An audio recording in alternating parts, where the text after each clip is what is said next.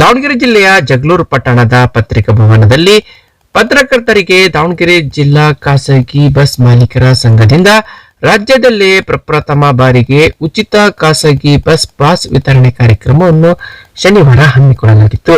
ಇದೇ ವೇಳೆ ದಾವಣಗೆರೆ ಜಿಲ್ಲಾ ಖಾಸಗಿ ಬಸ್ ಮಾಲೀಕರ ಸಂಘದ ಅಧ್ಯಕ್ಷ ಮಲ್ಲೇಶಪ್ಪ ಪಾಸ್ಗಳನ್ನು ಅನಾವರಣಗೊಳಿಸಿ ವಿತರಿಸಿ ನಂತರ ಮಾತನಾಡಿದವರು, ರಾಜ್ಯ ಸರ್ಕಾರದ ಸೌಲಭ್ಯ ಗ್ಯಾರಂಟಿ ಯೋಜನೆಯಡಿ ಮಹಿಳೆಯರಿಗೆ ನೀಡಿರುವ ಶಕ್ತಿ ಯೋಜನೆ ಖಾಸಗಿ ಬಸ್ಗಳಿಗೂ ವಿತರಿಸಲಿ, ತೆರಿಗೆ ವಿನಾಯಿತಿ ನೀಡಬೇಕು ಎಂದು ಒತ್ತಾಯಿಸಿದ್ರು.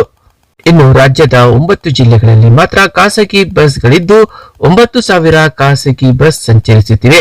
ವರ್ಷಕ್ಕೆ ಲಕ್ಷಾಂತರ ಹಣ ತೆರಿಗೆ ಭರಿಸುತ್ತಿವೆ.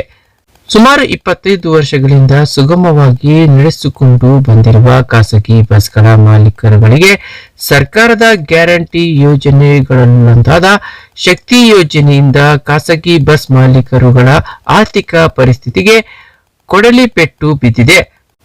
ಅಲ್ಲದೆ ಖಾಸಗಿ ಬಸ್ ಅವಲಂಬಿಸಿ ಏಜೆಂಟ್, ಗ್ಯಾರೇಜ್ ಚಾಲಕರುಗಳ ಕುಟುಂಬಗಳಿಗೆ ದುಡಿಮೆ ಇಲ್ಲದಂತಾಗಿದೆ ಎಂದು ಅಳಲು ತೋಡಿಕೊಂಡರು.